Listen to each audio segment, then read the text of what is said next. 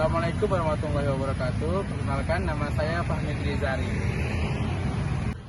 Perkenalkan, nama saya Juan Thomas Aquino Melawi. Halo, perkenalkan nama saya Dea Esti Anggraini. Perkenalkan nama saya Elin Indrawani. Nama saya Marcelo Joni Pratabalai.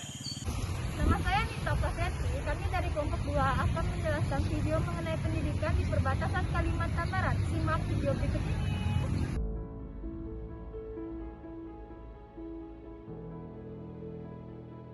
Baiklah, simak langsung video ini dan saya langsung memaparkan penjelasan ini. Pendidikan adalah faktor utama dalam menentukan apakah seseorang itu berkualitas atau tidak. Dengan pendidikan, seseorang bisa tahu segala macam informasi dan pengetahuan. Pendidikan merupakan faktor yang amat penting untuk menunjang kemajuan suatu negara. Bukan hanya pendidikan akademik saja, namun moral dan keterampilan juga tidak kalah penting dalam mewujudkan terciptanya suatu generasi bangsa yang baik. Tapi, apakah pendidikan kita sudah mendapat perhatian khusus dari pemerintah? Terlebih, wilayah-wilayah yang berbatasan langsung dengan negara tetangga. Entikong adalah salah satu daerah di Kabupaten Sanggau, Kalimantan Barat yang langsung berbatasan dengan Malaysia. Tak heran jika jalur perbatasan antara Indonesia-Malaysia yang berada di Entikong disebut sebagai jalur sutra. Karena bis dari Indonesia-Malaysia atau sebaliknya dapat masuk ke dua negara tanpa harus menyeberangi lautan. Jalur sutra ini pada satu sisi memberikan dampak positif dan negatif bagi masyarakat Entikong. Pendidikan merupakan salah satu di antara sorotan yang harus pemerintah perhatikan, baik dari segi pelayanan terhadap siswa, ketersediaan tenaga pendidik.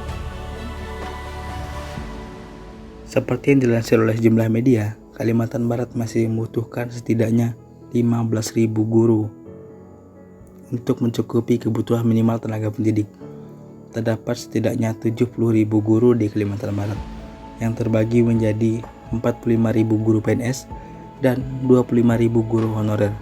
Meskipun begitu, ketersediaan tenaga pendidik tampaknya tidak terlalu menyebar dengan merata, seperti halnya yang dirasakan oleh beberapa sekolah di Entikong, Sanggau, Kalimantan Barat. Mendapat jalur sutra rasanya tidak menguntungkan dalam hal pendidikan. SMK Yayasan Lintas Batas, MTS Istiqomah, dan MI Istiqomah yang bermukim di Entikong mengalami penderitaan yang sama dalam hal tenaga pendidik. Persoalan ini mungkin dapat teratasi dengan adanya program guru garis depan GGD yang ditempatkan di sekolah garis depan SGD. Sekolah garis depan meliputi sekolah-sekolah di lokasi 3T, terluar, terdepan, dan tertinggal.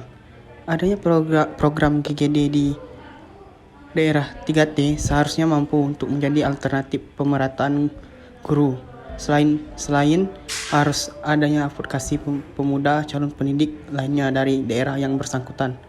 Akibatnya, jika pemerataan guru di daerah 3T tidak dapat ditanggulangi, siswa-siswi bahkan tidak akan mendapatkan hak penuh mereka untuk belajar karena tidak adanya efektivitas pembelajaran di sekolah. Setelah melihat kondisi dan mendapatkan solusi dari pemerintah, dengan adanya perbaikan jalan diharapkan daerah perbatasan Indonesia bukan menjadi daerah yang terisolir dari dunia luar. Program pemerintah dalam melaksanakan pembangunan sekolah-sekolah di daerah perbatasan dan menjalankan program sekolah gratis akan menumbuhkan kembali semangat penduduk perbatasan Indonesia untuk menuntut ilmu. Pemberian pelatihan-pelatihan yang diadakan oleh pemerintah daerah perbatasan akan memberikan keterampilan-keterampilan yang dapat menjadi bekal dalam mencari pekerjaan dan mengurangi jumlah pengangguran di daerah perbatasan. Memberikan pelatihan kepada para penduduk di daerah perbatasan yang usianya sudah di atas atau tidak layak lagi berada di bangku sekolah, dengan memberikan pelatihan membaca, menulis, menghitung, dengan menurunkan tenaga pendidik profesional kepada mereka, tentu saja akan mengurangi dan menekan angka buta huruf yang ada di daerah perbatasan tersebut. Dengan berkurangnya angka buta huruf di perbatasan, tentu saja mereka lebih bisa mengenal budaya-budaya Indonesia, seni-seni yang ada di Indonesia. Rasa nasionalisme mereka akan tumbuh untuk Indonesia sendiri. Karena pada dasarnya mereka yang berada di daerah perbatasan cenderung lebih mengenal budaya-budaya luar atau budaya-budaya di daerah Malaysia, dan cenderung penggunaan produk-produk dari luar atau produk-produk dari Malaysia, karena mereka menganggap mereka bukan bagian daripada negara ini, dan juga mereka lebih nyaman dan lebih diperhatikan atau lebih mampu mendapatkan yang mereka dapatkan di daerah luar Indonesia seperti di Malaysia. Program-program tersebut nantinya akan meningkatkan sumber daya masyarakat perbatasan dan penduduk perbatasan yang dapat bersaing dengan penduduk-penduduk lainnya di daerah yang jauh dari perbatasan.